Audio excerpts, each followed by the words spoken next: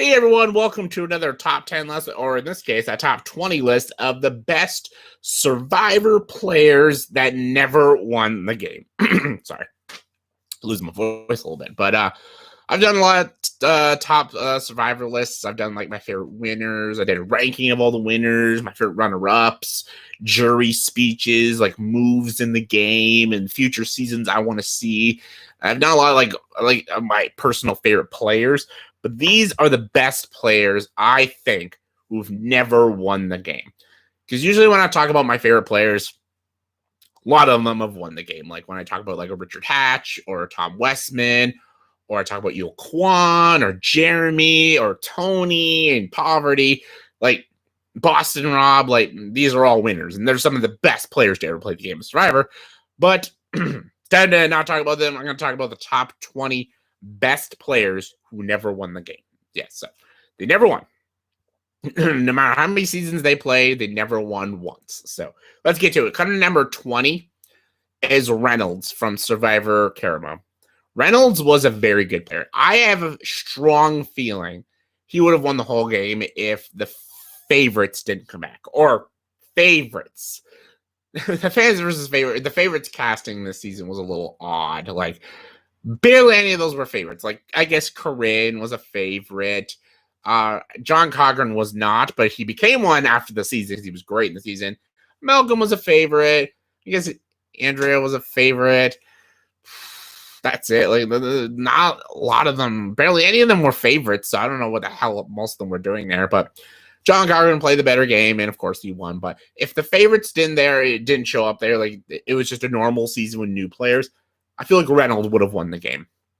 He had the title alliance with the cool people alliance and stuff.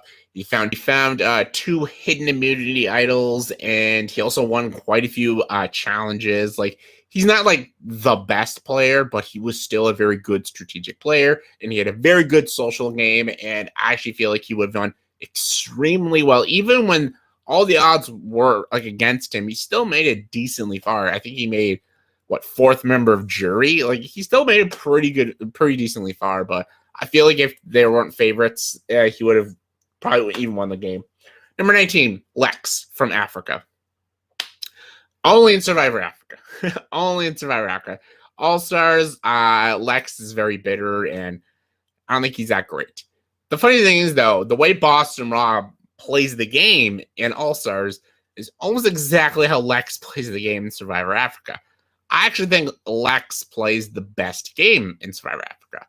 Like, Ethan was fine. He was good. I would rather him win than, the runner-up or Big Tom. Like, Ethan was good. He was good.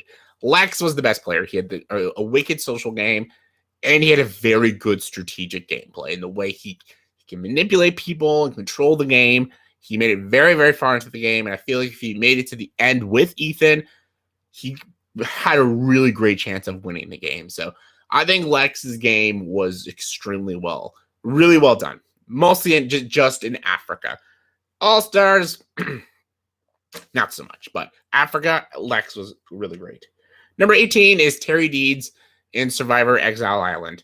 Terry Deeds was the guy I was rooting for. This is such a terrible season.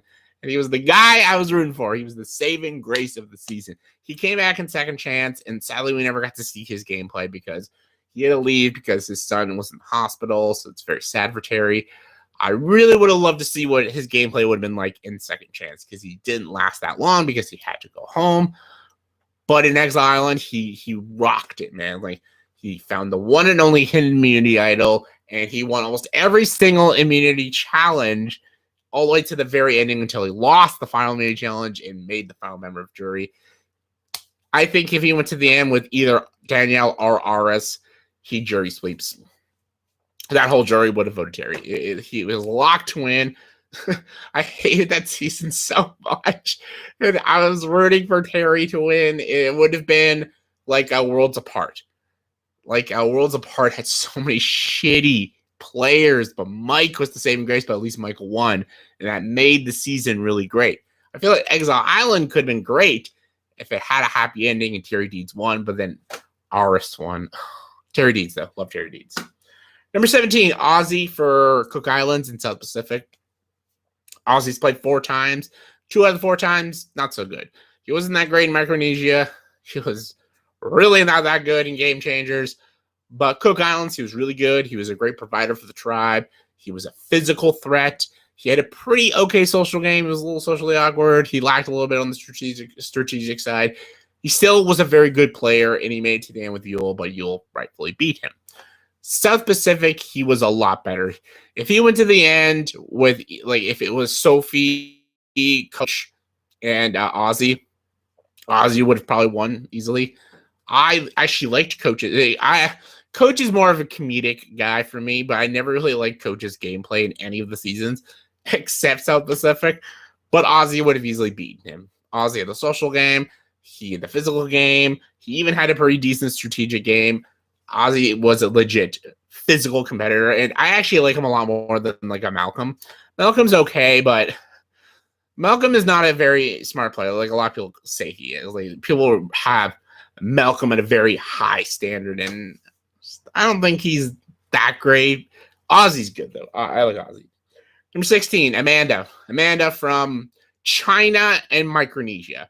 Not Heroes vs. Villains. She was just awful in Heroes vs. Villains. Micronesia, she was great. China, I'll go with China first, actually. She started off in China. She got 3rd place. Second was Courtney. First was Todd. Todd rightfully won that season. He was the better player. Amanda was a great physical threat, though. She had a very good social game and a very good physical presence and a pretty decent strategic game. She just doesn't know how to talk to people properly. And the way she handled the jury in Survivor China is what really lost her. I feel like she could have even beaten Todd if she answered the questions better. But Todd is just so good at answering those jury questions, and rightfully so, Todd won the game. Micronesia was a very close match, but Amanda was in... She was in a lose-lose situation. The final 3 was her, Sire, and Poverty. She lost either way. Like, either way, Sire either beats her in the end or Poverty beats her in the end. So she was in a lose-lose situation there. I would have liked to see her win a season. I think she's a very good player. She can really be a physical... She's probably one of the most physical female players in Survivor. And when she did that idol play in Micronesia, I really loved it. That was a really good fuck you to them. I love that. So, Amanda's great. Number 15, Rudy. Rudy from Borneo, the very first season of Survivor. There was only 2 players I ever loved in the very first season, and that was Richard Hatch and Rudy. And the friendship between Richard Hatch and Rudy and their alliance was really great. Rudy was awesome. I love Rudy. He was probably one of the most funniest players ever. He had such an amazing social game that he didn't even realize he had a good social game. He was just being himself. He was just being Rudy. But because he was just being himself, people loved him. He was such a lovable guy. He played almost the ultimate social game without even knowing he played an ultimate social game. And he had a very good strategic game. Him and Richard Hatch picked these players off one by one. He made it to the final 3. Kelly Wiggles, Rudy, and Richard Hatch. Richard, I think, was... the way Richard played the final move was really great, how he hopped off, because either way, one of them is taking Richard Hatch. And I feel bad for both Kelly and Richard because Rudy beats them either way. Rudy would beat Richard Hatch in the final 2. I really genuinely think Rudy would win if Richard and Rudy went to the final 2. Same with Kelly. Like, I feel like Rudy beats Kelly either way. Yeah, so that's why I love Rudy. He's one of the best. Number 14, underrated player. Super underrated. Michelle from Survivor Fiji. She is one of the most underrated and most untalked about players in the game of Survivor. She had a very good standing, and if they didn't switch the tribes up and stuff, she would have went very far in this game. I feel like if she made it deeper into the merge and stuff, she could have pulled off some great strategic moves. I think she had an excellent social game, a great physical game. I feel like her strategic game was just about to start, but she didn't let it get a chance to start, and I really want to see Michelle play again. Yao-Man and Earl, obviously the best players of Fiji. They're both amazing players. Michelle, though, super underrated. Number 13, Sire. Sire from mostly Micronesia. Maybe a little game changers, maybe game changers, but Sire is a player I never really understood the love for her. Like, I didn't understand why people love Sire so much.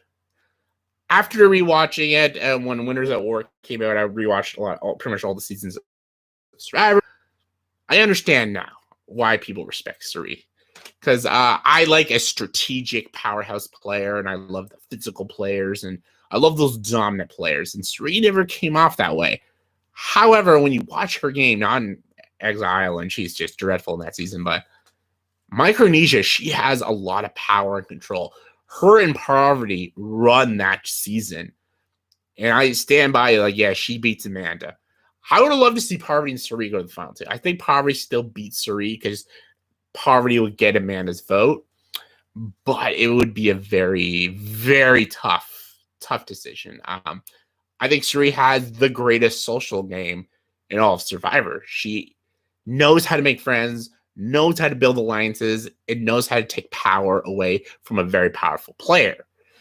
And she did a very good job in Micronesia and Game Changers. I feel like if that crazy idol play didn't happen, Sire would have went to the final three in Game Changers. So, yeah, Sire. Number 12, Spencer. Spencer from Cagayan and Second Chance. Spencer is such a great underdog player because he tries so hard. It fails, but again, in Cagayan, he goes to the finals two with like Tony or Wu. He wins the game. Spencer is a player that we all have to we root for because he's like an underdog player.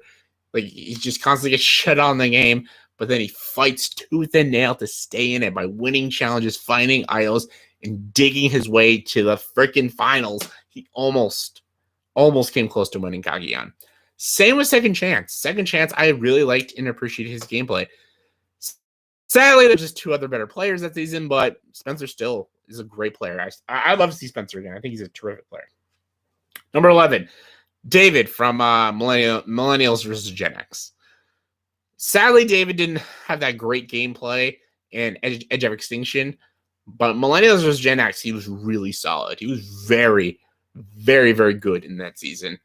He was, again, an underdog. Like, he was like this tiny, skinny 40-year-old man that he couldn't swim or do anything. Everyone thought he would be like one of the first people out, but he makes big moves before the merge even happens. He saves his alliance member with an amazing idol play. He aligns himself with Ken, and he makes it go to the rock play and fucking in the merge, and he makes the fake idol and blindsides Jay. Like, there's so many great moments. David jury sweeps if he made it to that end. He got fourth place. Adam won. I can't stand Adam, but David, great player. Top 10. Number 10, Johnny Fairplay. Yes, I know he just got arrested recently, but Johnny Fairplay in the Pearl Islands is a great player. Easily, I would have voted for him. I liked Rupert, Andrew Savage, and Johnny Fairplay in Pearl Islands. Sadly, Lil and Sandra were the final two, and I'm like, oh, God. I guess I'd vote Sandra over Lil, but Johnny Fairplay was so close. He got third place. He was so close to get to the end. But I don't know if he wins, though, because that jury was super angry with him. Maybe he wins. Maybe. I loved Johnny Fairplay's gameplay and his strategic gameplay. He's a very cutthroat player. And I love that he had that brilliant gameplay of faking his grandma's death to get sympathy from everybody. It was just such a malicious, villainous move that I applaud him for it. It's a great move. Number 9, Devin from Survivor Heroes, Hustlers, and Healers. Devin played the best social game of the entire game. And if Devin made it to the final three, if it was Ben, Devin, and Chrissy, that would have been the best final three. Like, yeah, what was his name? Went to the end. Was it Ryan? Ryan, right? Ugh. If it was Devin, Chrissy, and Ben, best final three of that season. They're the three, literally my three favorite players of that season. And you would have the strategic player, the physical player, and the social player duking it out. Devin would have had a great chance to win that game, that season. I think he would get more votes than Chrissy. He was a great player and a great provider for the camp. And he had some amazing strategic moves throughout the game. So I love Devin. Number 8, another very underrated player, Julie from Vanuatu. Julie invented the flirt strategy to manipulate her way through the game. Poverty mastered it when she played in Cook Islands, but Julie invented it. Julie was a hell of a fucking player. The way she can flirt with people and manipulate men's emotions towards her to further her game was brilliant. It was masterful. The fact that Julie never played again is just baffling to me. What a great and wicked strategic player she was. And Vanuatu didn't have a lot of great players, but she was one of the best. All right, now we're getting to like my 2 favorite players that's coming right up. Number 7, Ian from Palau. I have no fucking idea. This is the one that confuses me the most of why Ian never played again. Ian was the most, I think he almost played the best game of Palau, actually. Tom West, I love Tom Westman. I'm a huge Tom fan. Palau's just a great season. I love so many players in Palau. Not just Tom, Ian, and my next one after, but I liked Bobby John. I liked Willard. Willard was funny. Greg and Jen. Even is Kobe. Like, there's so many great players in Palau. What a great season. But Ian, like, he played a very like villainous game, secretly villainous game. It was really, really well thought out. I think he almost. I would wanted him to go to the final 2 with Tom. That would have been the greatest final 2 ever. Amazing final 2. Well, that and my other person, but he might have even beat Tom. He might have even beat him. He plays such a great strategic game, and I don't know. I think he could have manipulated that jury to give him that $1 million, but we'll never know. But I love Ian. Number 6, though, Stephanie. Stephanie from Palau, Guatemala.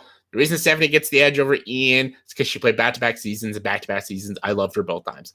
When Palau was on TV, when I was watching it, I was rooting for Steph. Actually, she was the underdog, and she was the only person to survive Oolong, one of the worst tribes in all of Survivor. She survived it. She made it to the merge. Sadly, when she got voted out, I'm like, I think Tom or Ian have it in the bag, but I was rooting for Steph. And then when Guatemala came out, I was rooting for her again. She fucking got robbed that season. Like, there's 3 winners that piss me off the fucking most. Natalie White, Amber, and Danny. 3 winners that piss me off the most. They're the most undeserving winners in all of Survivor. Like, Danny being Steph is just insane. Steph is a way miles better player than Danny could ever be. And that final immunity challenge was so bullshit. The reason she won that immunity challenge is because she was taller. She had more leg room and back room to beat Steph in the final immunity challenge and bring Steph to the final 2 and beat her in the final 2. If Steph would have won, she would have went to the final 2 with a different person and would have won the game. Justice for Steph. Top 5. Number 5 is Christian from David versus Goliath. Want to see Christian play? He'll probably play again. What a great, smart, intellectual player. Very close to winning the game. If Christian went to the end with like Angelina and Nick, he would get every vote. He was an incredible player, super methodical, super well thought out. The way he played his idol was one of the best idol plays in all Survivor. What a great idol play. And just loved his gameplay. Just he didn't have the numbers on his side, but he was an amazing player. Number 4, Kelly Wentworth, second chance. I'm giving her a lot of leeway because her gameplay in Edge of Extinction was horrible. And we didn't get to see it in San Juan del Sur, so I won't count it because we really didn't get to see the gameplay. But Edge of Extinction, I won't count it. As shitty she was that season, her gameplay in Second Chance was top-notch. Amazing gameplay. Her and Jeremy were the 2 best players of Second Chance. Spencer was really close too, but her and Jeremy dominated that season. Jeremy had the amazing strategic and social game, and she had a strategic and physical game. They both ran that season. If she went to the end with Jeremy, she would even have a very good chance of beating him. We'll never know, but I love that Jeremy won because I love Jeremy as a winner, but I would love to see that alternate reality where Kelly and Jeremy duke it out. That would have been interesting. Top 3, number 3, Dominik, Ghost Island. Dominik is the only player I liked in Ghost Island. I hate the season of Ghost Island. I never liked any of these players. It was a boring season. Nothing interesting happened. And Wendell's not a bad guy. He's not a horrible winner, but I think he's a boring winner. Dominik was the best strategic player, physical player. Maybe he lacked a little in the social game, but he was the best player of Ghost Island. And he was robbed. He was really robbed.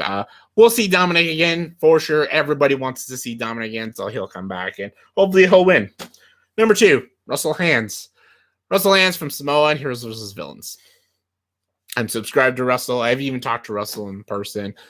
Very cool dude. Russell is a great player. He was robbed in Samoa, and he was robbed in Heroes vs. Villains, even though Heroes vs. Villains is a little more understanding. Samoa, I have no fucking idea. That jury is just stupid. Natalie wins. Natalie White? You kidding me? Horrible player. He dominated that whole game. He brought the Foa to the ending. Him alone. He did the greatest idol play ever. When he took out Kelly with that idol play, he controlled the entire game. He brought Mick and Natalie to the end. He made that happen. If he was not there, Fofo would have been all taken out right when the merge happened. Russell saved the Fofo Alliance. He's one of the greatest. Heroes vs. Villains, he did play an excellent game, but Poverty played an equally amazing game. Poverty or him should have won. Sandra was, I don't understand Sandra winning these seasons. I'm not a Sandra fan. Poverty or Russell should have won. I understand why Russell really, he was a little too chauvinistic that season. He was a little very arrogant too. So I understand why he lost Heroes vs. Villains. Poverty should have won it though, easily. However, number 1, who's the best player who never won? It's a recent player, actually. It's Rick Devins from Edge of Extinction.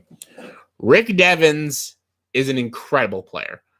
Edge of Extinction was an okay season. It was okay. Rick Devins was the saving grace because I was excited to see the players come back. Like it was Joe, David, Aubrey, Kelly Wentworth. I'm like, those are great players. Like this is gonna be a great season. But all 4 of them played like shit. Like these were all really great players. Well, 3 great players and Joe, but like they didn't do anything. None of these players did anything interesting. Like they were really bad. But Rick Devins showed up, man. Like he was one of the first people to go on the edge of Extinction, and he got out of it when the merge happened. He dominated. Like he found like 3 idols. He found 2 fake ones. He's the only person to fake 2 people out in one tribal council with an immunity idol. And he was a great physical player. Like he was just incredible in Edge of Extinction. Just incredible. He would have won the whole game if Chris didn't come back from the edge and the fucking producers gave him an idol so he can play. I will give Chris his one move to give the necklace up to take on Rick Devins for the Firebreaker Challenge was a good move. I will admit that's the only move he could have played. Only move he could have played. If he didn't play that move, he would have lost, but that won him the $1 million. But I don't think he deserved it. Rick Devins played in an excellent game, and he was the best player. He's the best player in my books to never win the game. So yeah, that was my top 20 best players to never win the game of Survivor. So the comment section below, please tell me what are your guys' top picks, top 20, top 30, top whatever. What are some players that have never won the game and you think they really did deserve to win? Give me thoughts and opinions. Comment below. Let me know. And as always, for this video, please subscribe to the channel and join the dark side.